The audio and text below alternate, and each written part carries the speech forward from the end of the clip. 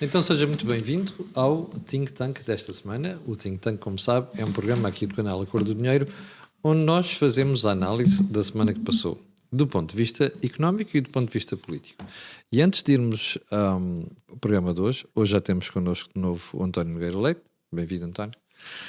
Quero recordar que o programa é possível e o canal tem várias parcerias. As principais são com a Prozis, mas também com a Bluecral. E este programa ainda tem ajuda à produção do grupo Sendis Alidata, que faz software de gestão de empresas. Agora sim, à minha esquerda estão o José Filipe Pinto, o António Nogueira Leite e à minha direita o Luís Mira Amaral. Estamos a falar de posições meramente geográficas, ok? Quais são os temas do programa de hoje? É muito simples. Ficámos a saber que Portugal é o país da União Europeia mais dependente de fundos estruturais.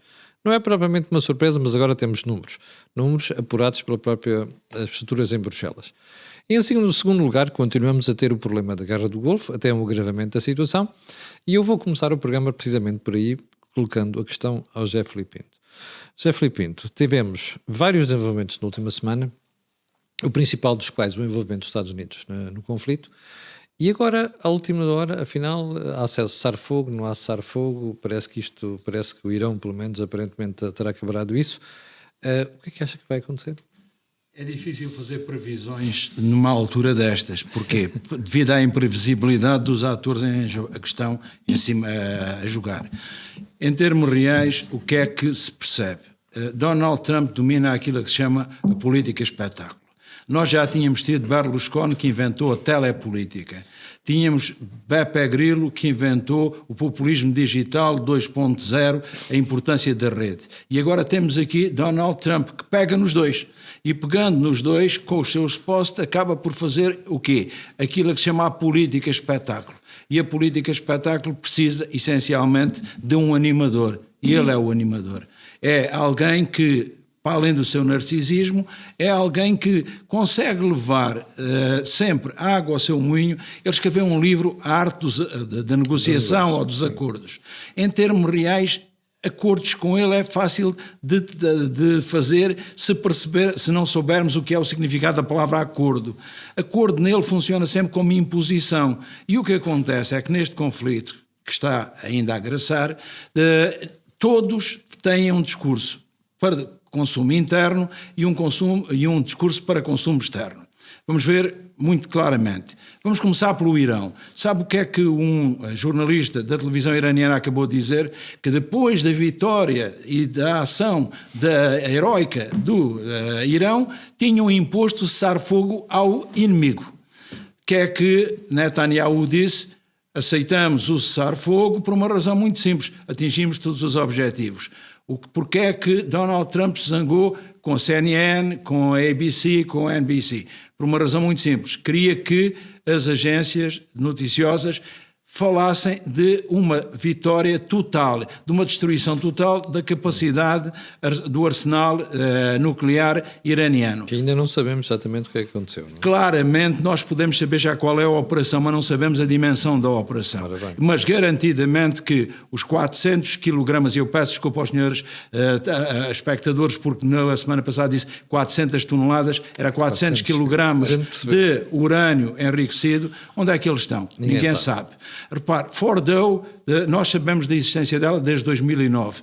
Ela já estava construída. Durante muitos anos, o Irão escondeu esta instalação à Agência Europeia de Energia Atómica. Portanto, o que nós temos de perceber claramente é que aqui neste cenário volta a aplicar-se a máxima daquele cidadão, daquele político que dizia que há 3 ocasiões em que os homens mentem muito.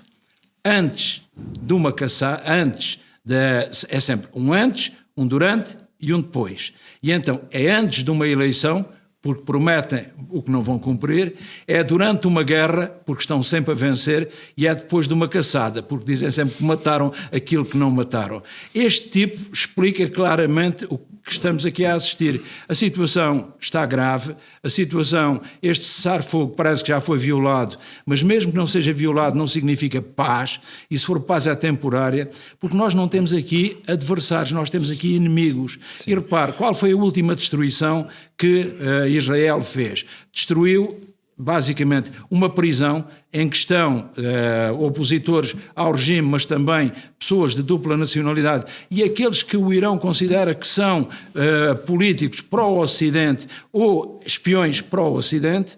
E também é onde ele, cada vez que é preciso fazer troca de prisioneiros, vai buscar prisioneiros, e depois destruiu o relógio que está em Teherão e que marcava o quê? O fim do Estado de Israel, que foi definido em 2015 e que duraria um quarto século, portanto estaria agendado para 2040. Ora, com esta perspectiva de Israel a querer dizimar por completo o Irão, com o Irão a querer aniquilar Israel, é evidente que nós não temos aqui paz. O que acontece é que Donald Trump, que começa hoje a reunião da NATO em Haia, precisava de um trunfo. Precisava de aparecer como o grande pacificador. Faz-me lembrar aqueles que são... Até para não aparecer como fazedor da guerra, que foi o que ele não quis assumir durante toda a campanha eleitoral. Isso não lhe daria de Camilo o Prémio Nobel da Paz. Só que ele é qualquer coisa como o bombeiro incendiário. Significa, em termos reais, que ele primeiro lança as chamas e depois aparece como o apaziguador. Em termos reais, tudo o que aqui está é muito incerto. O imprevisto continua à espera de uma oportunidade e é evidente que é muito difícil nós darmos a razão apenas a um dos lados, mas repara, o que é que Mark Rutte já disse? Que não há violação por parte dos Estados Unidos. Porquê? Ele vai receber o presidente dos Estados Unidos. E neste caso Portugal também irá ser chamado ao barulho por causa das lajes. Pois. Porquê? As lajes é uma base portuguesa em que os norte-americanos têm facilidades de utilização. Salazar desconfiou sempre muito da posição norte-americana, preferia negociar com os ingleses. No mesmo dia em que recebia o embaixador norte-americano, recebia sempre o embaixador inglês. E há uma coisa importante em Salazar, a estratégia dele foi, começamos por lhe dar tudo o que eles pedirem, e depois a pouco e pouco vamos puxando para o nosso lado. E depois escreveu, eu vi nos diários dele, escreveu pelo próprio punho, podemos ser obrigados a dar-lhe tudo. O que significa que é o reconhecimento do realismo. Sim, e a grande verdade é que quem manda no mundo é o realismo. O meu pai, que era militar, costumava dizer que se o Salazar não se desse a base das lajes, os americanos iam lá e usavam-na na mesma. Até é muito fácil, sabe? Nixon escreveu a Marcelo Caetano a pedir-lhe autorização. Sabe como é que terminou? Se Portugal recusar, nós podemos ver-nos obrigados a ferir esta relação. Pois. E depois sabe o que é que disse? Eu escrevi a nota de rodapé, escrevi o livro a partir de documentos que tinham sido confidenciais ou secretos. Sabe o que é que o subsecretário, não é o secretário, o subsecretário de Estado da Defesa dos Estados Unidos disse? Nós podemos usar as lajes e deixamos Portugal protestar. O que significa, em termos reais, que Portugal vê-se envolvido... É real político. Vê-se envolvido porque da outra vez foi a guerra do Yom Kippur, sim. Desta vez é o ataque às centrais nucleares iranianas. Filipe, mas esta conversa aqui em Portugal de queremos saber o que é que o governo deixou, isto é uma estupidez completa, porque é um contrato entre Portugal e os Estados Unidos. Os Estados Unidos têm de, sempre que utilizem a base, no âmbito da NATO não precisam de pedir autorização a Portugal. Sempre que seja fora da NATO têm de pedir autorização, mas nós percebemos claramente que essa é uma autorização pro forma, claro. Que é sempre concedida. O que eu disse sempre é que nós negociámos poucas contrapartidas, sim. Assumimos o risco e não negociámos as contrapartidas. Por isso, quando eu fui às lajes e vi o desinvestimento nas lajes, o que me preocupei em saber foi se verdadeiramente as lajes podiam ser novamente aproveitadas e mais do que isso, operacionalizadas no curto espaço. E podem. Neste momento os Estados Unidos em meia dúzia de dias tornam a base outra vez altamente operacional. Pois. E este é o dado que nós temos de perceber. Aquilo é um ativo Portugal nunca soube rentabilizar. Que continua a ser importante. Evidente, Roca e Moron em Espanha são importantes, mas não garantem a vigilância do Atlântico Norte. Pois. E as lajes garantem a vigilância do Atlântico Norte e do Atlântico Centro. Portanto, em termos reais, Portugal nunca soube valorizar este que é um grande ativo. E é evidente que os Estados Unidos aproveitam. Sabe quem é que está interessado também? A China. A China. E por isso... Podíamos fazer um leilão. Por isso mesmo, o vice-presidente chinês já fez uma escalada, já fez uma escala nas lajes. Ok. Já voltamos a esta questão. António, não estás surpreendido porque, apesar de tudo, os mercados financeiros estão calmos e o mercado de petróleo também? Não muito. Enfim, eu e os mercados ainda nos podemos surpreender. Portanto, é uma situação de elevado risco. Mas, basicamente, a ideia que as pessoas tiveram tem muito a ver com o facto de que, enfim, não vai haver uma guerra no terreno, ou seja, algures entre o Iraque e Israel, entre o Irão e Israel, entre esses dois países. Portanto, a guerra é este tipo de guerra que nós estamos a ver. Acontece que Israel já destruiu uma parte significativa dos lançadores iranianos. Mesmo que eles tenham muitos mísseis, eles não têm como os lançar. E, aliás, tem-se notado ao longo do tempo a redução gradual, mas já significativa, do número de mísseis usados em cada ataque. Se compararmos com a Rússia continua a desafio, sempre com um número de mísseis que, neste momento, o Irão já não é capaz de lançar sobre Israel. Em larga medida, não porque não tem mísseis, poderá tê-los, mas porque não tem lançadores ou locais de lançamento e os mecanismos de lançamento. Portanto, esse é um aspecto. Por outro lado, enfim, nós não sabemos, ninguém sabe neste momento, haverá quem saiba, mas a opinião pública internacional e os comentadores e os analistas não têm conhecimento do que é que se terá acontecido relativamente aos tais 400 quilos de urânio enriquecido.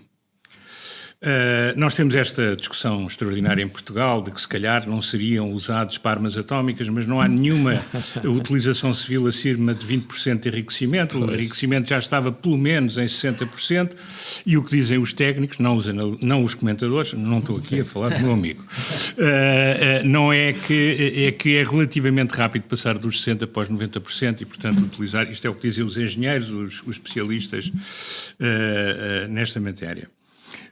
Portanto, nesse sentido, nós não sabemos onde está, mas muita gente acha que, com toda a intelligence que Israel estava no terreno, a tese de que os iranianos, nas últimas semanas, tinham estado a tirar de lá todo o material, pode ser verdade, mas não é muito provável. Não é muito provável porquê? Porque, como ficou demonstrado, Israel tinha conhecimento, não só via satélite, não só via os seus aviões, mas por pessoas que tinham no terreno do que é que estava a acontecer em qualquer sítio, e ninguém acredita que a região de Fodor não tivesse a ser monitorizada. Portanto, nós não sabemos, mas não é muito provável.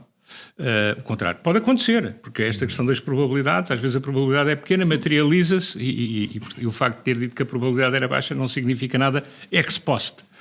Mas, portanto, mas sobretudo os mercados sabem, ou pelo menos os mercados acham, é melhor dizer assim, ou pensam... Sim, acreditam que irão... O grande perigo aqui, dado que não vai haver a tal guerra terrestre que vai envolver os outros árabes todos, porque os outros árabes não, os árabes, porque estes são os persas.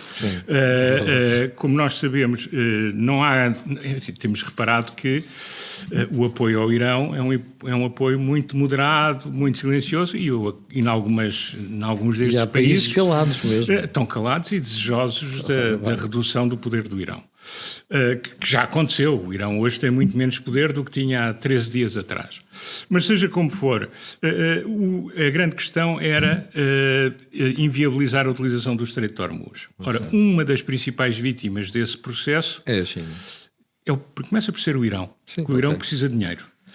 E o Irão está sujeito a muitas sanções, e a economia russa, os seus grandes amigos, não nos podemos esquecer que a economia russa é uma economia algures, ao contrário do que dizem os espertos económicos da extrema-direita e da extrema-esquerda, é uma economia algures entre a Espanha e a Itália. Portanto, aquele potentado económico de que falam os extremistas de um lado e do outro do espectro, este amor da extrema-direita à Rússia é das coisas mais extraordinárias que eu acho, e da extrema-esquerda também, que não tem razão nenhuma para o ter. Mas, na verdade, é a questão da China. A China é, como nós sabemos, ou pelo menos é a minha leitura dos factos, embora eu não seja especialista da matéria, mas também tenho que fazer as minhas análises para depois as integrar nas avaliações económicas. O que é facto é que, enfim, acima da Rússia está a China. E isso é patentíssimo hoje em dia. E a China é dos países que tem muito mais a perder com o fecho do Estreito de Hormuz do que os Estados Unidos, que são exportador líquido de petróleo e gás. E, portanto, a China é um importador muito importante. E é um país que está muito dependente do Golfo. Nós, por exemplo, Portugal, é evidente que os preços depois afetariam todos. Sim. Mas diretamente, nós hoje em dia, ao contrário do passado, praticamente não importamos do Golfo. É quase tudo das zonas ao largo do Atlântico. Estados Unidos, Nigéria, por aí fora. Então o gás é praticamente nigeriano. Portanto, o que é que se passa aqui? Penso que isso faz com que os mercados achem que essa probabilidade de fecho do Estreito de Hormuz é relativamente limitada. Para além das questões militares, mas enfim, levariam a um escalar, se eles o quisessem fazer, evitar levaria a um escalar do conflito e envolveria países que, enfim, em princípio não gostariam de estar envolvidos. Veja-se o Qatar, que já foi envolvido, mas que fez alguma retórica, mas que aparentemente não tem nenhuma vontade de se envolver, e eu percebo, é inteligente que não se envolva. Portanto, a questão é um bocadinho esta, é a ideia de que não há, enfim, podem estar enganados, eu posso estar enganado, mas a ideia é que os países podem ser arrastados para a guerra, mas não estão com vontade nenhuma de ser arrastados. E os países, para serem arrastados para a guerra, também têm que ter alguma vontade de ser arrastados, porque, por outro lado, há uma grande diminuição das capacidades, das capacidades defensivas de Israel, que estão a ser suplementadas com a entrega de equipamento pelos Estados Unidos para a sua defesa antiaérea, e há uma grande diminuição da capacidade ofensiva por via aérea, através de mísseis, do Irão. Não estão a ver uma guerra que envolva os outros países. Fechar o Estreito de Hormuz é relativamente pequeno. Portanto, é uma situação que pode escambar, mas, digamos, o cenário central que os mercados neste momento avaliam é um cenário de alguma circunscrição do conflito, ainda que, enfim, irreprovável do ponto de vista dos direitos humanos e daquilo que nós queremos para o mundo, que é paz e não guerra. Enfim, tem levado a grandes discussões sobre o direito internacional. É tudo retórico, não é? Porque nós sabemos que no fim do dia, enfim, eu não dou razão ao Mersheimer em tudo, mas o que é facto é que no fim do dia é a Realpolitik que manda, não é? Sim.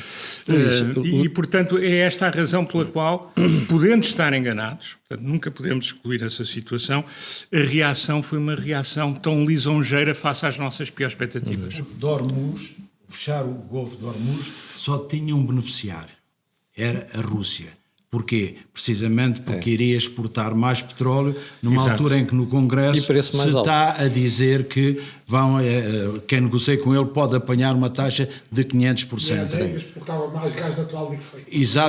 Exatamente. Eram os dois únicos beneficiados. Está surpreendido com o movimento dos mercados neste momento? Não, mas antes deixe-me dar duas pequenas notas em complemento do que aqui foi dito. Eu acho que continua a haver uma óbvia assimetria de informação na comunicação social. Reparem, os rapazes do Irão aparecem como bons rapazes, mas foram eles que financiaram os Houthis, o Hamas, o Hezbollah, todo o banzé que se arranjou no Médio Oriente foi financiado pelo Irão. E agora, os maus da fita, que não estou a dizer que sejam bons, mas parecem são os é o Israel e a América, mais uma vez, o campo ocidental.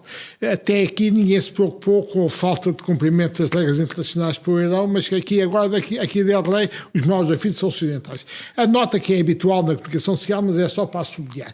A segunda é que o chanceler Merz disse em voz alta aquilo que toda a gente pensava, sem o dizer, é que os Estados Unidos e o Trump tinham ido fazer o trabalho sujo, que até os árabes gostaram, mas ninguém o diz em público. O Merz vai dizer isto em público, é claro, despertou logo a sensibilidade do seu parceiro de coligação SPD, que é mais politicamente correto, e veio não gostar do que ele disse. Duas pequenas notas. Sobre os mercados, eu lembro, disse aqui a semana passada, e chamo-lhe a atenção que isto na evolução dos mercados, como nas previsões económicas, o expert é aquele que diz como as coisas vão passar e depois vem dizer porque é que se passaram ao contrário. Portanto, eu também estou preparado para fazer isso se fosse necessário, mas não venho hoje dizer o contrário que disse a semana passada. E a semana passada, qual foi a base do meu raciocínio?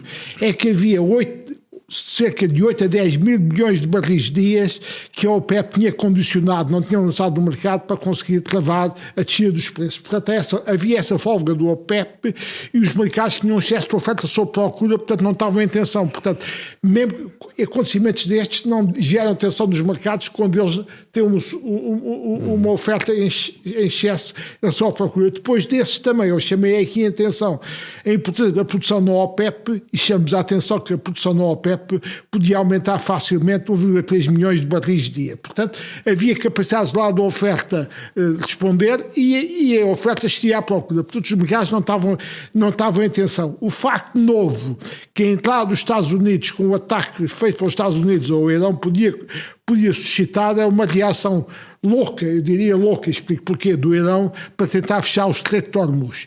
Esse fecho podia não ser um fecho físico, porque eles sozinhos podem ter capacidade de fechar o fecho, mas podiam pôr, por exemplo, minas, podiam, com a comunicação eletrônica, inferir nos GPS poleiros e eles começarem a chegar uns com os outros. Isso era, já tentaram fazer. Isso são maneiras de afetar o trânsito, aumentar os prémios dos seguros e, portanto, dificultar muito a vida. Numa situação em que o Estreito de Hormuz, onde os portugueses já andaram há 500 anos para controlar a região e sabiam o que estavam a fazer há 500 anos, quando lá fizeram um forte.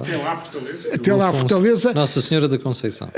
Fala-se muito no petróleo. O Estreito de Hormuz é responsável por 20% do consumo de petróleo, os tais 20 milhões de barris por dia, mas esquece também o gás natural. É que o Estreito de Hormuz também é importante para o gás natural, que veio dos Emirados Árabes Unidos e do Qatar.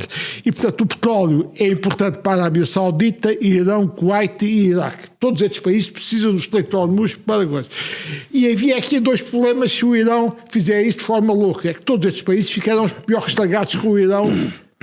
E depois há outro que é o consumidor, a China, que 90% do petróleo do Irão é consumido pela China, que importa, com preços mais baratinhos, aproveita da situação, importa. Portanto, isto também é altamente problemático para a China. Portanto, uma ação destas do Irão que ameaçou, e isto podia dar um pequeno choque petrolífero, era o fecho do Hormuz, mas tem dificuldades em concretizar-se, porque de facto os outros países árabes que precisam do Estreito de Hormuz para funcionar, quer no petróleo, quer no gás natural, e a China, que consome 90% do petróleo do Irão. Portanto, eu diria que ameaçar a tentar algumas operações, mas continuo a pensar que isto não vai dar um choque petrolífero na linha que eu disse semana passada, porque há folgas de capacidade, há uma produção não OPEP que pode ser lançada e, sobretudo, outra coisa que a gente tem que ter consciência desde a primeira crise petrolífera feita pelos árabes.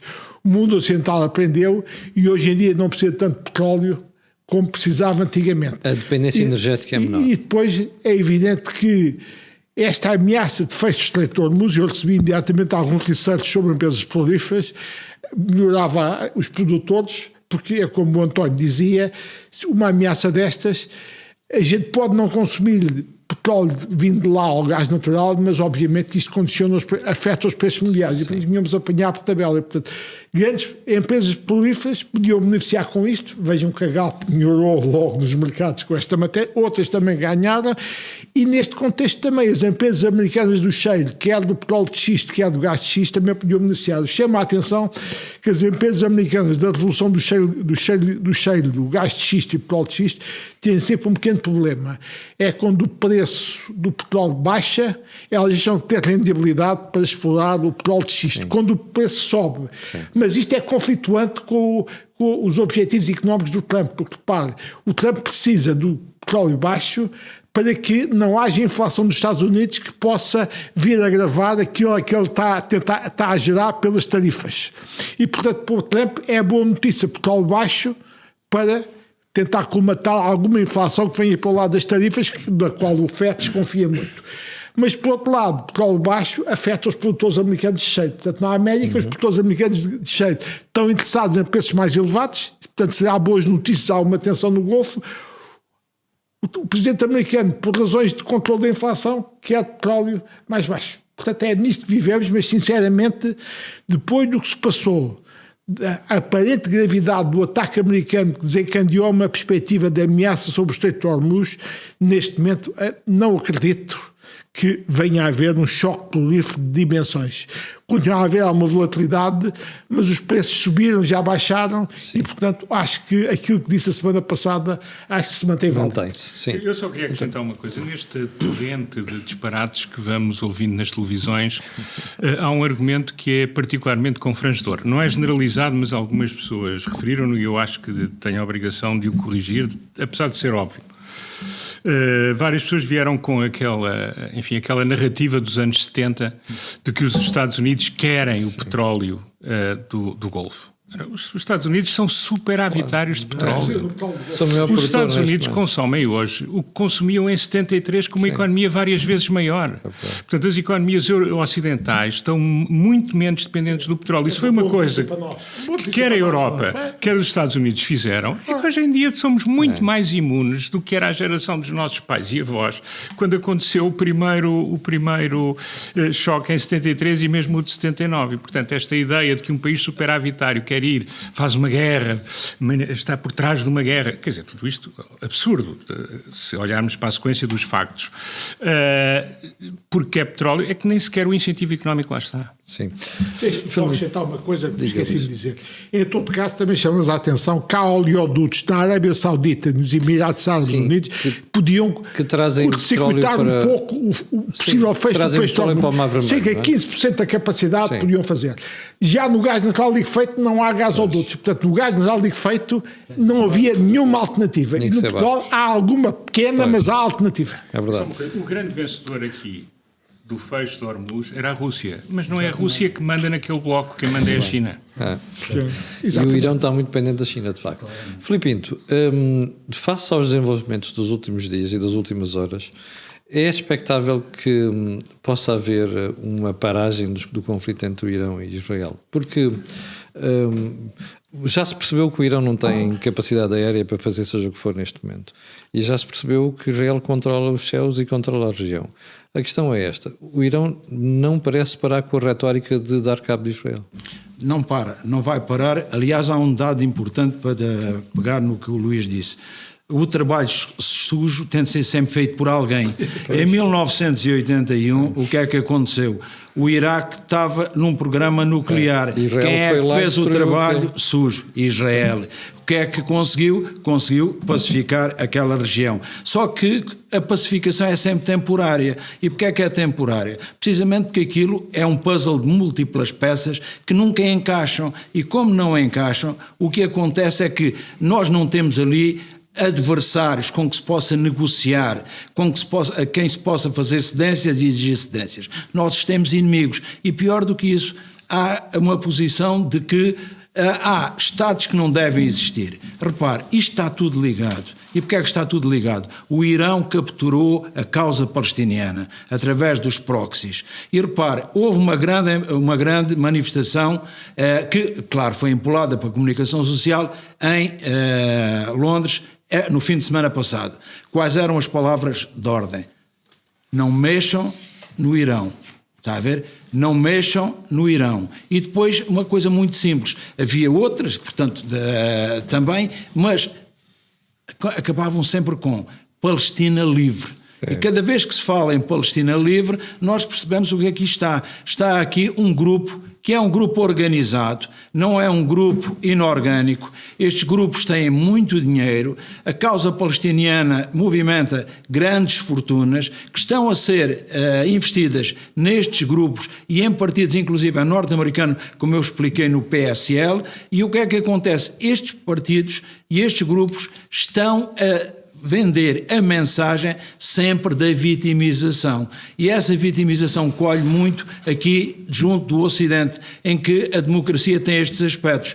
É que, verdadeiramente, ao darmos tempo de antena a quem verdadeiramente não está interessado em narrar os acontecimentos com objetividade, estamos a dar tempo para jogarem as suas causas, para apresentarem as suas causas. Portanto, se eu acredito que vai haver paz, não acredito. O que eu acredito é que, evidentemente, vai haver uma desescalada. E porquê uma desescalada? Precisamente porque os recursos do Irão não são ilimitados. E como não são ilimitados, quem tem 3.000 mísseis e os usa cada vez menos, mas significa o quê? Deu muitos aos seus proxies. Também estão debilitados. E o que nós temos de perceber é que este não é um eixo da resistência, este é um eixo do mal. E que percebemos claramente que Na figura do Walt Disney havia sempre os irmãos de metralha. Eram todos iguais, mas eram o eixo do mal. Neste momento, o Irão, com os seus proxies, são os metralhas do século XXI. E essa é a questão que nós temos de perceber. O Donald Trump chama rufia. É evidente. São rufias, são valentões, não são, ao contrário do que se anda aí a dizer, tigres de papel, não é. Sim. Têm recursos e depois é evidente, temos de perceber que o Irão jogou sempre às escondidas com a Agência Internacional de Energia Atómica. O Irão não é confiável. E porque um Estado que aposta no terrorismo é evidente que não é um Estado confiável. O Filipino, foi um erro os Estados Unidos, nomeadamente Trump, terem tirado os Estados Unidos daquele acordo. 2018 foi um erro, mas agora Donald Trump o que é que está a fazer? Donald Trump disse, o Irão não quer negociar com a Europa, quer negociar connosco. Nós percebemos que há aqui uma encenação. Repare uma coisa, onde é que o Irão, para lavar a face a nível interno, onde é que ele atuou? Atacou a maior base norte-americana no Catar. Não sei se têm a noção, mas os Estados Unidos têm mais de 700 bases em território estrangeiro. Dito de uma forma mais simples, de 75% a 85% das bases militares que estão em território estrangeiro são norte-americanas e estão espalhadas por 100 países. À volta de 100 países. Ora, o que é que acontece? Nós temos de perceber que foram atacar a base mais importante dos Estados Unidos no Catar, mas avisaram antes, para não haver vítimas. Porque é que avisaram? Isto é uma encenação. Sim, é uma encenação. Isto faz lembrar, sabe o que é que isto faz lembrar, Camilo? Faz lembrar quando o Prigogine marchou sobre Moscovo. E toda a gente muito preocupada que ele ia depor Putin. Eu digo assim, não, ele volta para trás. Ele está a tentar negociar o seu seguro de vida. Como percebemos, era temporário. A seguir caiu. Morreu de morte natural. Naturalmente morre qualquer tipo que se oponha ao Putin. É evidente. É chamada morte natural. Estranhamente não caiu de uma janela. Não. Teve o avião. E nem apanhou uma corrente de ar, apanhou antes uma queda de um avião. Agora, o que nós temos de perceber claramente é que aqui todos têm telhados de vidro, mas nós somos ocidentais. Nós somos ocidentais, somos democracias, temos de defender aquele que é a ordem liberal ocidental, sim. A menos que em Portugal também existem pessoas que continuam a ver amanhãs que cantam em russo, em coreano, em cubano. Eu prefiro continuar a ser membro da ordem liberal ocidental com todos os defeitos que tem. E voltamos à questão, a democracia é mesmo o pior dos regimes, com exceção de todos os outros. António, vamos para a parte económica propriamente dita. Um dos dados que conhecemos esta semana foi a dependência de Portugal dos fundos estruturais. O que é que tens a dizer sobre isto? Tenho a dizer que certamente falha minha ainda me conseguiu surpreender. Não que eu não soubesse que havia uma enorme dependência desses fundos, mas pela dimensão. Basta ver que para a média dos países da União Europeia o valor é de 14%, 14% do investimento público total é feito com dinheiro de fundos estruturais. Em Portugal é 90%, destacadamente aquele em que já não há praticamente contribuição nacional, é de longe a maior, e depois os países que vêm a seguir, mesmo assim é uma distância de mais de 20 pontos percentuais, são países que entraram muito mais tarde na União Europeia, como é o caso da Lituânia ou da Croácia, ou enfim, países como a Espanha, por exemplo, que era onde nós esperaríamos que Portugal estivesse, já sabíamos que não estava, mas não 90%, 25%. Ora, isto é resultado da política financeira do Dr. Centeno.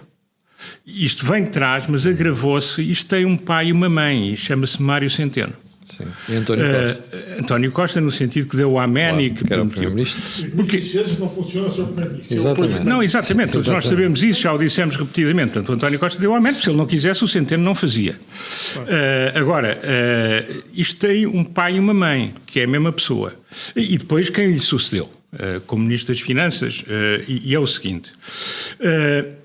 O nosso ajustamento foi um ajustamento para os tais show-offs orçamentais que eram tão elogiados, seja nas prédicas dominicais na SIC, seja pelo Sr. Presidente da República e por outros, mas enfim, pelo Presidente da República eu acho que é o mais extraordinário nisto tudo, assentaram em algo que já foi explicado por nós aqui, que foi basicamente beneficiar do aumento da receita fiscal quando a economia cresce e ainda mais quando a inflação cresce. Portanto, o imposto inflacionário foi um imposto muito significativo aqui, nessa parte, porque o imposto inflacionário tem outras componentes, e depois, basicamente, cortando o investimento público. O investimento público nunca, na democracia, representou uma percentagem do PIB tão baixa como entre 2016 e 2019. O recorde. E mais, ele era mais baixo durante muitos anos, nos últimos anos do regime anterior. Aliás, era uma altura em que Portugal estava a crescer e havia muito investimento público nos sistemas hídricos, na industrialização, etc. Portanto, isto é absolutamente novidade. Não é novidade, mas é novidade Sim. no nosso regime. Cair a níveis tão baixos. Ele sempre foi relativamente baixo, mas caiu a níveis realmente muito baixos. A outra coisa foi corte nos gastos operacionais do Estado. Portanto, fazer com que, tendo muito mais gente, mas sem reformar nada, sem melhorar nada, usar alguns fundos europeus, como estamos a ver, para pôr interfaces digitais, mas no resto, digamos, por trás do interface tudo continua na mesma, como já falámos aqui no outro dia, e portanto o que é que aconteceu? Degradação da qualidade de muitos serviços públicos. Eu acho que só pagavam salários, só ganhava para pouco mais. Basicamente, salários e pensões e outras contribuições. É esta ideia de Estado, que é uma ideia de Estado inviável. Isto é absolutamente inviável para o nosso Estado Social, mesmo sem demografia. Se impusermos aqui a demografia, isto é verdadeiramente explosivo para os próximos tempos. E, portanto, qual é que foi a artimanha? E aqui, claro que tem que haver complacência e colaboração da União Europeia, que também a União Europeia não pode assobiar para o lado. Não é? Houve aqui grandes amizades, grandes apoios. E até elogiava o desempenho orçamental. Sim. Enfim, eu há muitos anos que sou crítico da capacidade de análise e discussão da União Europeia, desde que eu vi como é que era gerido o Conselho Económico e Financeiro e o Ecofin, e depois aquilo que se passou logo em 2004, por volta dessa altura, com a França e com a Alemanha, e portanto transgiversar logo na primeira oportunidade. E o que é facto é que, portanto, criámos este domínio que é, não há praticamente despesa operacional, tudo à míngua, gastamos tudo em salários, pensões e outras coisas, e o investimento a Europa paga. Que é evidente que nós vamos ter de pagar à frente, não é? Muito dele, porque nem tudo são subvenções, uma boa parte destes fundos não são subvenções. E, portanto, o que é que acontece? Acontece que isto é notório de um modelo que está no fim.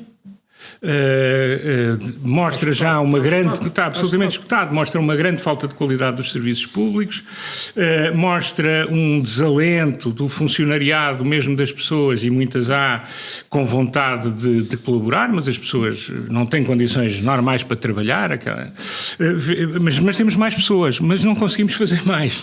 Não podemos esquecer que entraram quase 100 mil pessoas neste consulado, Centeno, Medina, João Leão.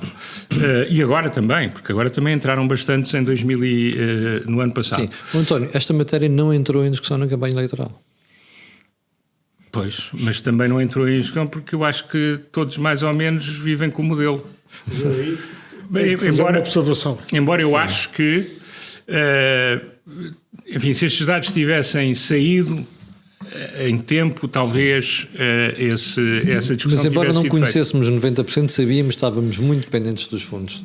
Sim, mas reparem, criou-se um enquadramento que eu acho, do ponto de vista conceptual, desastroso, em que já nem discutimos, ao contrário do que discutimos durante muitos anos, nem sempre com grande resultado, mas que durante décadas, que era os fundos e a qualidade da sua aplicação. Neste momento o discurso passou a ser aplicar tudo. Execução. E, portanto, a partir do momento em que o que interessa é, passa a expressão, sacar o dinheiro da Europa, quer dizer, esta discussão, que é uma discussão fundamental, porque mostra, evidencia à sociedade a nossa debilidade estrutural, deixou de ser uma discussão possível. Porque estamos todos concentrados, e aliás toda a discussão que houve foi a percentagem de execução. Nunca foi se eram bons projetos. Ainda agora com o PRR está a acontecer isso. E houve um bocadinho desta discussão quando se começou a discutir o PRR, em que vários economistas e alguns empresários, não sei, e as associações empresariais de alguma forma, mas pouco, algumas setoriais bastante, vieram dizer que havia uma excessiva utilização do PRR no Estado. A razão era esta, porque tinha que ser, porque senão não havia, o pouco investimento público que temos ainda seria menor. Sim. Luís, estava a dizer que ia fazer um reparo. Eu queria aqui repetir os números do António Nogueira Leite para que os nossos ouvintes fiquem com isto na cabeça. Nós, 90% do investimento público é dos fundos. A Croácia são 69%. A Lituânia são 60% e a Espanha 25%. Estou a repetir os seus números para que as pessoas gravem isto na cabeça. Portanto, nós estamos quase completamente dependentes dos fundos. Um caso evidente é o PRR. Eu considero o PRR é um grande orçamento retificativo para o investimento público. É pôr no PRR tudo aquilo que não fizeram de investimento público por controle do déficit dos anos que o António citou, veio tudo no PRR. É um grande orçamento retificativo para o famoso PIDAC, o Plano de Investimentos da Administração Central. E, portanto, isto mostra o Estado. E depois há outra coisa que é inteiramente perversa. Esta ótica, esta ênfase na execução dos fundos, sem ver a qualidade dos projetos. E esta ótica da execução dos fundos, sem ver a qualidade dos projetos, até pode dar para o torto, no sentido de fazermos investimentos maus, que depois tenham despesas de manutenção muito grandes. E, portanto, há alguns que até preferia não gastar os fundos do que gastá-los, vou agravar os problemas da economia portuguesa a prazo, no sentido que há investimentos maus que depois temos que pagar despesas de manutenção e exploração e preferia não agravar. Mas ninguém fala nisto. A classe política, ninguém trata da qualidade dos projetos, só falam obsessivamente da execução dos fundos. Depois chamava-vos a atenção, isto é o que a teoria económica diz, obviamente no curto prazo, e cita-se muito o chamado multiplicador keynesiano da despesa pública de curto prazo, uma injeção maciça de fundos tem algum efeito na economia no curto prazo. Agora, se os projetos não tiverem qualidade, a oferta não vai reagir, o PIB potencial não vai aumentar e, portanto, ficamos condicionados a prazo. É por isso que as análises macroeconómicas já mostram que, passada esta fase de curto prazo, injeção maciça dos fundos do PRR, depois a economia portuguesa volta ao triste fado do crescimento ainda mais baixo do que teve neste momento. Portanto, há algum efeito benéfico de curto prazo, depois no médio e longo prazo isto tudo depende da capacidade da oferta de reagir. E a oferta, se não tiver bons projetos, não façam boa alocação de investimentos para o nosso futuro, vai reagir mal e vamos continuar o nosso triste fado. Portanto, é um desbaratar, é uma oportunidade perdida completamente para a economia portuguesa considerar este PRR. É claro que este governo veio, fez uns ajustes, mas já não ia tempo de mudar muita filosofia. Portanto, é o caso do PRR, é mais um exemplo da nossa dependência má dos fundos que temos tido, por razões de controle orçamental. O investimento público foi expulso quase dos fundos nacionais, dos recursos nacionais, e está afetado aos fundos comunitários. Isto, aliás, põe um problema dramático para o futuro. É que num contexto em que entre a Ucrânia e outros países que vão ser grandes gastadores de recursos, já toda a gente percebeu que isto vai diminuir para Portugal, e como eu não vejo que mesmo no horizonte de 5 anos tenhamos as finanças públicas sólidas, no sentido equilibradas, de termos muito menos despesa pública corrente e ter margem para o investimento público, eu no horizonte a 5, 6 anos ponho o problema, quando os fundos diminuírem, a gente quase vai deixar de ter investimento público, não vejo no orçamento folga em termos de diminuição da despesa corrente para acomodar isto. Portanto, isto, como o António dizia, e eu quero sublinhar, é um cenário dramático a prazo para a economia portuguesa. O esgotamento orçamental, o recurso aos fundos para tapar a falta de investimento público e tudo o que vamos ter com as finanças públicas não equilibradas de forma sustentável, tudo isto põe problemas dramáticos à economia portuguesa e vai continuar condicionada por um aumento do PIB potencial fraquinho. Os fundos não contribuíram para melhorar isto e, portanto, a economia portuguesa vai continuar condicionada, as finanças públicas condicionadas por excesso de despesa pública corrente. Portanto, eu não vejo um cenário brilhante a médio prazo. Dou-te só uma observação que achei imensa piada. A minha filha, que fez o técnico de Engenharia e Gestão Industrial e depois fez a Nova, o mestrado de Gestão Internacional da Nova, outro, tem 35 anos, outro dia veio-me dizer assim: ó pai, antes achava que tu és demasiado pessimista, agora já estás a ser realista. Sabe o que é que ele disse? Já entraste na idade adulta, já entraste na maturidade. Luís, mas porquê que, se nós sabemos, estamos tão dependentes de fundos estruturais, mesmo antes de termos conhecido este número, porquê é que não há instituições em Portugal a fazerem esta análise de o que é que vale o investimento público que estamos a fazer? Isso não há, porque os governos habilidosamente, e eu apanhei este filme na CIP como Presidente do Conselho de Indústria, aquelas comissões de acompanhamento que envolviam o CIP e as confederações e os parceiros sociais, não fazem uma efetiva accountability sobre isto. A classe política não o faz. Estas também não fazem. E devo dizer um caso curioso que eu vi na televisão, quando o Luís Marques Mendes era comentador da SIC, quando ele queria anunciar o tema, até algumas vezes a hora seja feita, tentou anunciar este tema da boa ou má gestão dos fundos, a qualidade dos fundos. A Pivô imediatamente cortou, não era sensível ao tema. Ele, com alguma coragem, que houve na altura tentado várias vezes anunciar o tema nas suas charlas de domingo, não conseguia. Portanto, a classe política não faz. Aqueles da sociedade civil que podiam fazer com alguma accountability ficam encantados de fazer parte das comissões de acompanhamento, não fazem, e depois, desculpa a franqueza, há um ou dois tipos com mau feitio que refiram nestas associações de governadores, como foi o meu caso, mas somos talendados, ninguém desliga nenhuma.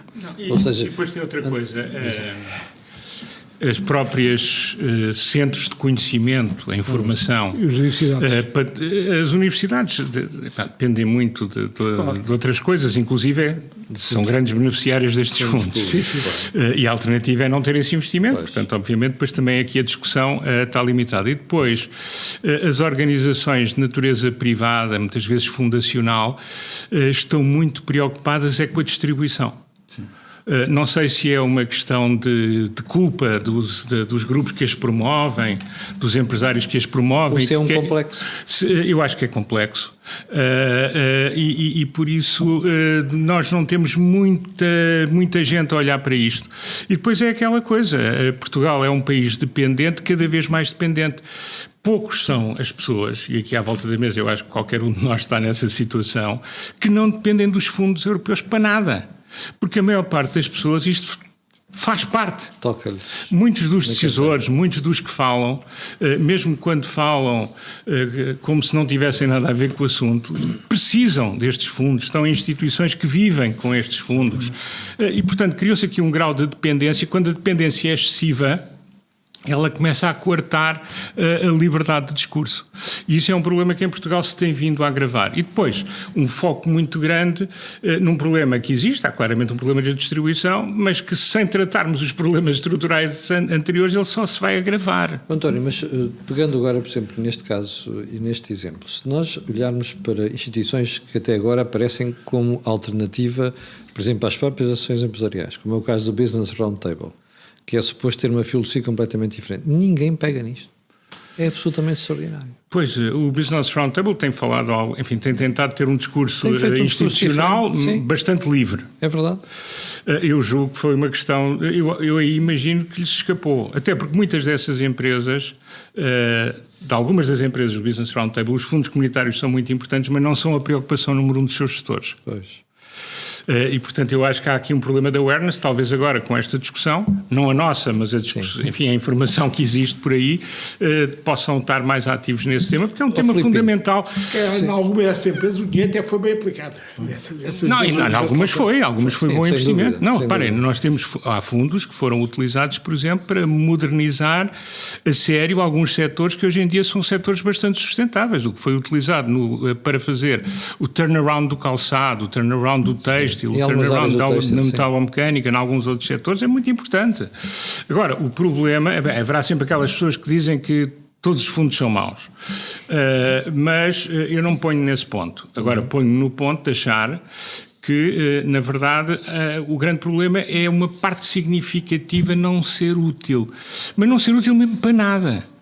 Vamos pensar, agora já ultrapassámos a fase das bibliotecas em cada concelho e dos polidesportivos e das piscinas.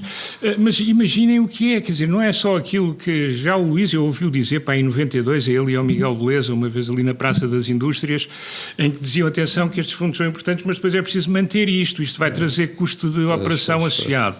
E disseram os dois que eu lembro-me. E estamos a falar disto em 2025. 30, não. Em 2025. Nisto, quer dizer, passaram décadas e o que temos há muito deste investimento, por isso simplesmente se degradou. Quer dizer, amortizou-se aceleradamente em termos reais por falta de utilização e por falta de manutenção. Portanto, eu acho que é uma pena que este assunto não entre mais na nossa Na agenda. análise pública. Até porque estamos, enfim, usando paliativos. Este foi um paliativo, de alguma forma, para o modelo que acabou. Que está a acabar, que está esgotado. Quando tu dizes este é o PRR. O PRR e estes investimentos, repare, o PRR foi lançado pela União Europeia para estimular as economias a sair da depressão causada pela Covid. Não nos podemos esquecer. Isto também significa muitas coisas em termos de funcionamento da União A Europeia. lógica, desculpe, que era uma política orçamental a completar a política monetária do BCE. Exato. Era isto que em termos Era económicos isto. já era vendido. É evidente que 5 anos depois não é nada disso, mas seja como for. E em Portugal nunca foi visto como isso. Em Portugal sempre foi visto como O retificativo, como dizia o retificativo do que não foi feito Quem atrás. negou tudo bem, que dizia o Costa. Exatamente. Mas isto mostra, isto foi um paliativo para o fim do nosso modelo orçamental. Sim. Porque ao fim e ao cabo fomos buscar dinheiro a outra fonte que utilizámos em excesso para substituir dinheiro que devia vir dos nossos impostos. Portanto, qual é que foi o resultado? Houve alguns investimentos que poderiam ser feitos e que poderiam ser importantes para catalisar e estimular a economia em geral e que acabaram por não ser feitos. Tínhamos que gastar o dinheiro a substituir investimento público que não foi feito. Pois. Não nos podemos esquecer, só para terminar, que o estoque de capital público caiu a partir de 2015. Pois, é verdade. Pensemos só E mais, o estoque de capital por trabalhador também tem caído. Sim. Pensemos só numa Mostra o problema da dotação de fatores produtivos no verdade. país. Não sendo economista e não entrando na vossa área, aprendo mais com vocês do que muitas das vezes nos livros de economia, há um dado muito importante que eu penso que poderei acrescentar. Imaginem o Estado em que estão os estádios do euro. A manutenção que foi feita, o investimento que foi feito e depois a rentabilidade que se tira deles. Imaginem o Algarve, imaginem a Leiria, imaginem Aveiro. Veja os problemas orçamentais que isso deu a essas câmaras. Exatamente. Sim, o que significa o quê? É que não é apenas efetuar, quer dizer, conseguir aplicar o PRR e todos os outros fundos, o problema é a gestão depois da despesa daí decorrente para a manutenção. Sim. E Portugal Mas está mal nisso. Estes dados foram apurados pelo Tribunal de Contas Europeu. Sim. Ora bem, a Comissão Europeia deve saber que isto passa. Também O sabe. dinheiro é gerido pela Comissão. Exatamente. Sabe? Mas claro, porque é que a Comissão Europeia não emite recomendações aos países nesta matéria? Porque políticos maus a nível interno nunca podem ser políticos bons a nível comunitário. Essa é a grande questão. Quem errou no processo interno não pode ser de maneira nenhuma um líder carismático a nível comunitário. E se nós repararmos quem é Ursula von der Leyen, se repararmos quem é António Costa, se percebermos quem é Kaja Kallas, nós percebemos que verdadeiramente são pessoas que a nível interno não tinham um modelo adaptado à realidade. Porque, por exemplo, sabe, na Alemanha diz-se que quando se quer acabar com o futuro político de alguém, dá-se-lhe o Ministério da Defesa.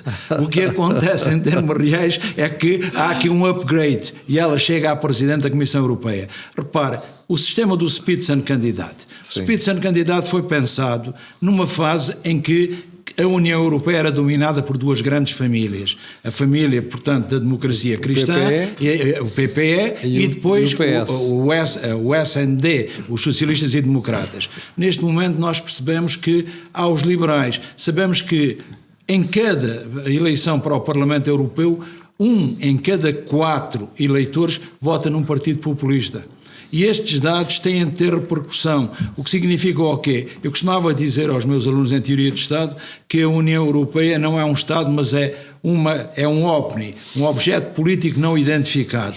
Fica entre uma federação, sem o ser, mas com órgãos supranacionais, ao mesmo tempo tem outros intergovernamentais. E, repare, num primeiro momento isto foi feito assim, por Monnet, por Schuman, também por Altiero Spinelli, por uma razão muito simples. Era para conseguir que as duas vias aceitassem o processo de integração europeu. Depois, nós, em vez de privilegiarmos o aprofundamento, aceitámos nomeadamente dar o mais crescimento. poderes ao Parlamento Europeu. Exatamente, o crescimento. Repara, o Parlamento Europeu nem sempre foi eleito pelos cidadãos. Sim. Demorou a ser eleito pelos cidadãos. E o que nós hoje percebemos é que no Parlamento Europeu os grupos sentam-se não pelos países, mas por afinidades. E esse é um elemento a apontar para o supranacional. Mas depois temos outros órgãos, como os conselhos, que são intergovernamentais. E nesta questão, verdadeiramente, a União Europeia é uma grande indefinição. É aquilo que eu chamo um grande sistema híbrido. E num sistema híbrido, sem vozes que convoquem para a ação coletiva, torna-se muito difícil. Mas desculpa aí, há uma coisa que eu gostava de acrescentar que acho fundamental, é que a atual Comissão Europeia tem grandes dificuldades de afrontar os governos dos Estados-membros.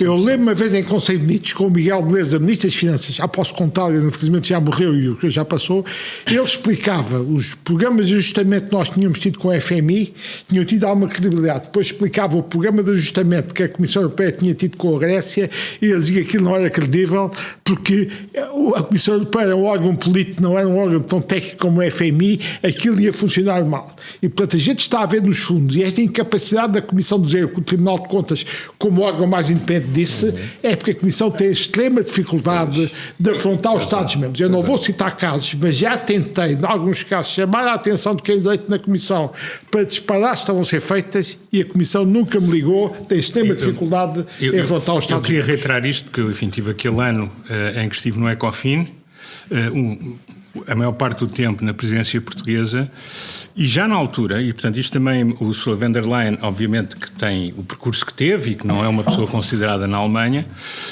mas o que é facto é que já na altura a Comissão era no Ecofin, era um elemento lateral, era quase um secretariado.